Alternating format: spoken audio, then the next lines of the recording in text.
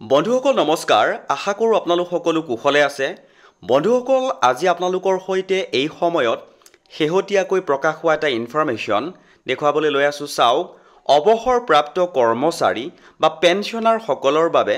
শেহতীয়াকৈ এটা নতুন খবৰ আহিছে বন্ধুসকল এই গুৰুত্বপূৰ্ণ ইনফৰমেশ্যনটোৰ বিষয়ে অৱগত হোৱাৰ লগে লগে আপোনালোকক জনাবলৈ যত্ন কৰিছো আৰু দেৰি নকৰাকৈ আপোনালোকৰ সন্মুখত ইনফৰমেশ্যনটো আনিবলৈ লৈ আছো চাওক 2 বছৰৰ পাছত পেনশন কমিব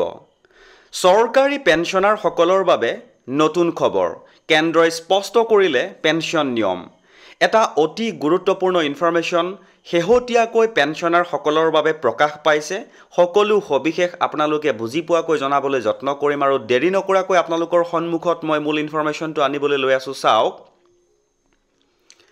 পেনশন আৰু পেনশনভোগী কল্যাণ বিভাগে ডিপাৰ্টমেণ্ট অফ পেনশন এণ্ড পেনশনাৰ্ছ ৱেলফেয়াৰে এটা নতুন আদেশ জাৰি কৰিছে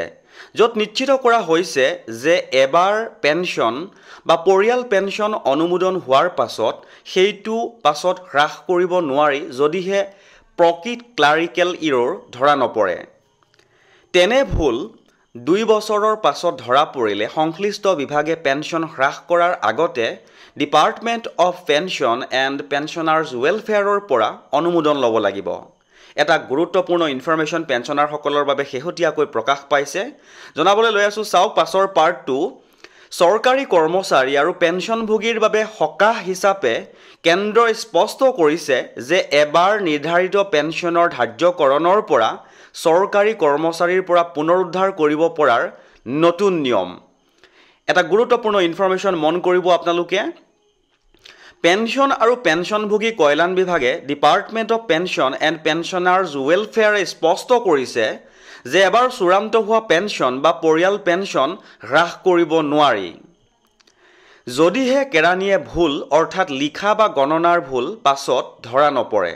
কিয় এই গুৰুত্বপূৰ্ণ সিদ্ধান্ত লোৱা হৈছে বহু ক্ষেত্ৰত দেখা গৈছে যে অৱসৰৰ বহু বছৰৰ পাছতো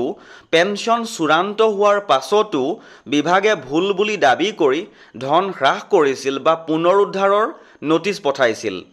নতুন নিয়মে এনে পৰিস্থিতি ৰোধ কৰিব আৰু পেনশনভোগীসকলক সুৰক্ষা প্ৰদান কৰিব ভুলৰ বাবে অতিৰিক্ত ধন পৰিশোধ হ'লে কি হ'ব অফিস মেমৰেণ্ডামখনত কোৱা হৈছে যে যদি পেনশন গণনাৰ ভুলৰ বাবে অতিৰিক্ত ধন পৰিশোধ হয় আৰু পেনশনভোগীৰ কোনো দোষ বা ভুল তথ্য প্ৰদান কৰা নাই তেন্তে সংশ্লিষ্ট মন্ত্ৰালয়ে ডিপাৰ্টমেণ্ট অফ এক্সপেণ্ডিচাৰৰ সৈতে পৰামৰ্শ কৰি অতিৰিক্ত ধন পুনৰুদ্ধাৰ বা মাফ কৰাৰ সিদ্ধান্ত ল'ব লাগিব যদি ধন প্ৰত্যাহাৰৰ সিদ্ধান্ত লোৱা হয় পেনশন হোল্ডাৰে 2 মাহ পেনশনৰ হোল্ডাৰক 2 মাহৰ নটিচ দিয়া হ'ব 2 মাহৰ ভিতৰত নটিচ দিয়া হ'ব যদি তেওঁ ঘূৰাই নিদিয়ে তেন্তে ভৱিষ্যতৰ পেনশনৰ পৰা তেওঁৰ কিস্তিত পুনৰুদ্ধাৰ কৰিব 2 বছৰৰ পাছত পেনশন হ্ৰাসৰ বাবে অনুমোদন ল'ব লাগিব আদেশ অনুসৰি যদি তেনে ভুল অনুমোদন বা সংশোধনৰ দিনৰ পৰা 2 বছৰৰো অধিক সময়ৰ পাছত ধৰা পৰে তেন্তে পেনশন বা পৰিয়াল পেনশন হ্ৰাস কৰাৰ আগতে পেনশন বা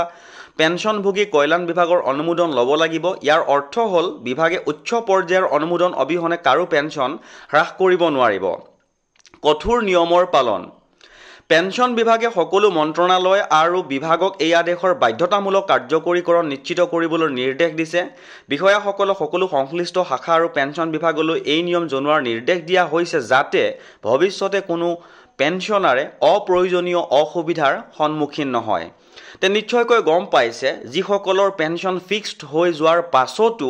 কেইবা বছৰৰ পাছতো বিভাগে কিবা ভুল হৈছিল বুলি পেনশন হ্ৰাস কৰি দিয়ে গতিকে সেইটো এতিয়া 2 বছৰৰ ভিতৰত হ'ব লাগিব বুলি কৈছে আৰু 2 বছৰৰ ভিতৰত হ'ব লাগিব বুলি স্পষ্টকৈ এটা অফিস মেমৰেণ্ডামৰ যোগেদি তেওঁলোকে ক্লিয়াৰ কৰিছে এটা গুৰুত্বপূৰ্ণ ইনফৰমেশ্যন পালো পেনশনাৰ সকলৰ কাৰণে ইনফৰমেশ্যনটো পোৱাৰ লগে লগে শ্বেয়াৰ কৰিলো আৰু যদি আগলৈকো এনেকুৱা কিছুমান গুৰুত্বপূৰ্ণ ইনফৰমেশ্যন আপোনালোকে পাই থাকিবলৈ বিচাৰে তেনেহলে চেনেলটো সাবস্ক্ৰাইব কৰি হাতত ৰাখিব